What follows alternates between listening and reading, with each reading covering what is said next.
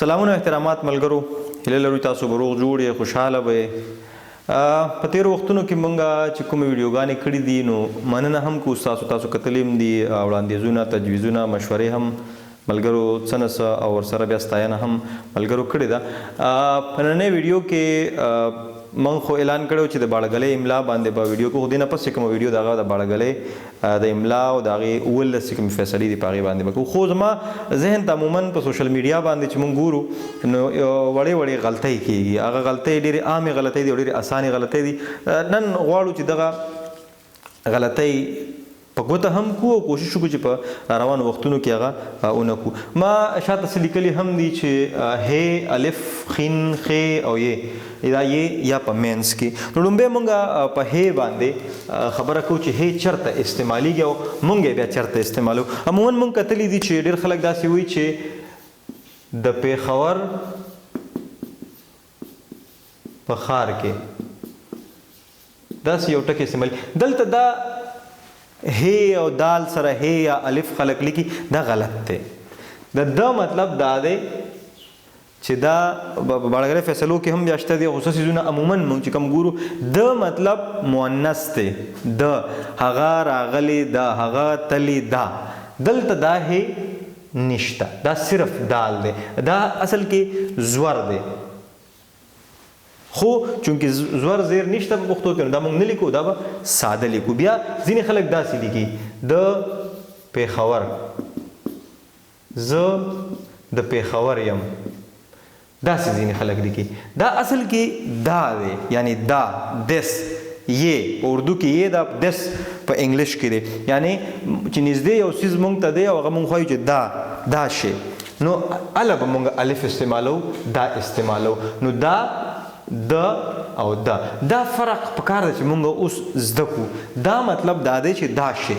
دا الف دی پکې. بیا د مطلب دا دی چې مؤنث دی، د هغه تللی ده، هغه راغلی ده، د خور، د کوټه، د کتاب، هغه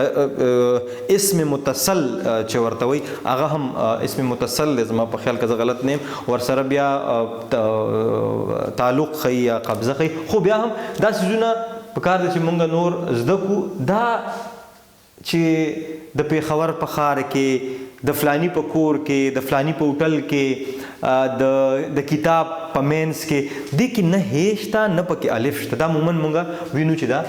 استعمالیږي. نو یو د هې او د الف دا فرق چې کوم دی دا پکار دی چې مونږ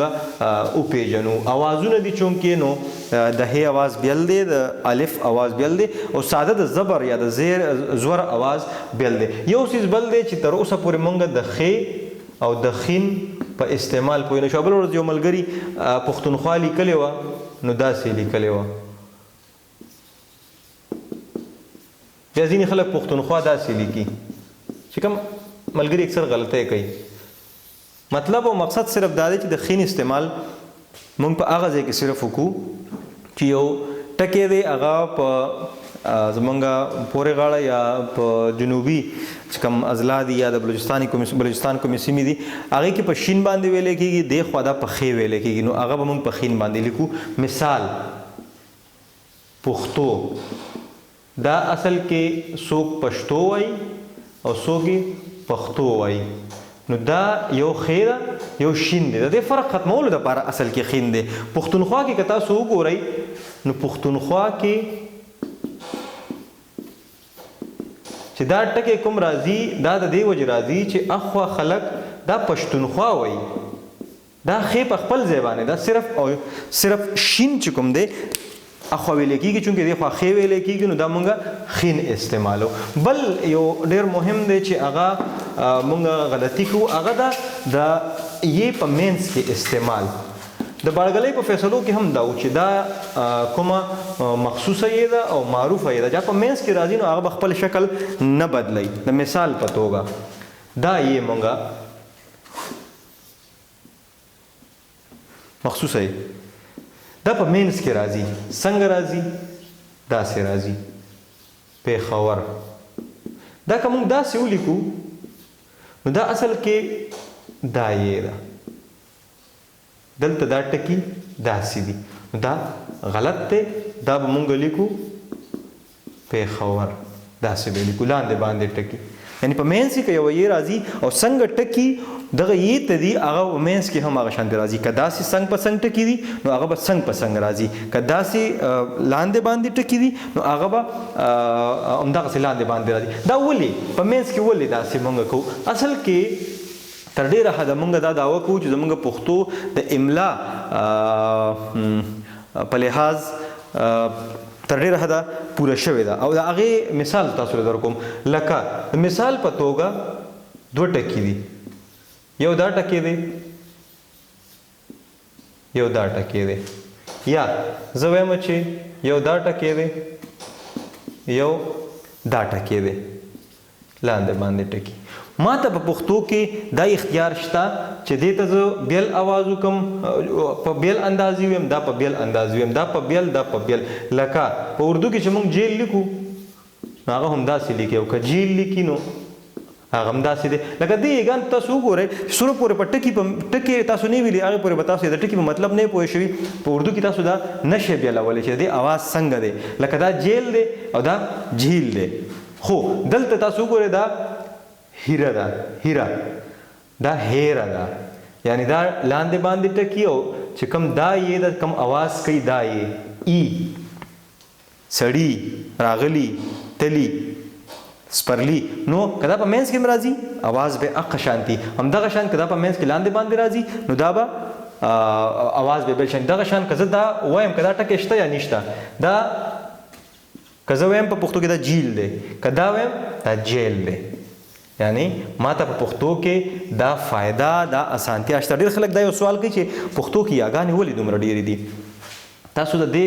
وړوکي غونتې فرق ته تاسو وګورئ چې د دوو یاګانو زمونږ فرق څومره واضح کړی دی په اواز کې په صوتي لحاظ زمونږ پښتو څومره زرخیزه ده نو نن دغه ویډیو وړوکې غونته کې ویډیو د مقصد صرف او صرف دا چې موږ دا وړې وړې غلطۍ خپلې په ګوته کړو چې په موږ عامه پښتو هم لیکو که په کتاب نه که سوشل میډیا باندې لیکو یا چاته اسې یو دوه ټکي لیکو خپل ځان سره لیکو چې دا غلطۍ موږ ونه کړو او کوشش وکړو چې نور موږ کتابونه وګورو د پښتو چې کوم په املا سمه املا کې لیکلی شوي دي پښتو هم مسله داره زموږ کتابونه هم په یو شمېر املا کې هغه لیکلی شوي دي کم هغه بله خبره ده چې په 1990 کې دوه ورځنی کوم باړګلی سیمینار شوی په هغې کې ډېرو مشرانو په دې باندې اتفاق کړی چې همدا املا به لیکو بیا هم نورې څه فیصلې هم شوي دي موږ را روانه ویډیو چې ده نو ملګرو ته به هم دا خواست وکړو د هغوی څه سوال وي چې باړګلی املا باره کې چې په دې کې اوس هم شته دی لکه املا علم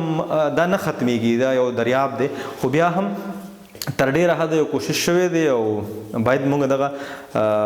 په کار راولو او د دې نه فایده واخلو نن دغه ویډیو هم دغې پورې هیله ده چې تاسو به څه نه څه چې موږ له څه راځي هغه به تاسو زده کړي هم وي او دا هم هیله ده چې په خپل عمومي ژوند کې به په کار راولئ نو تر بلې ویډیو اجازت په درنه غواړو د خدای په امان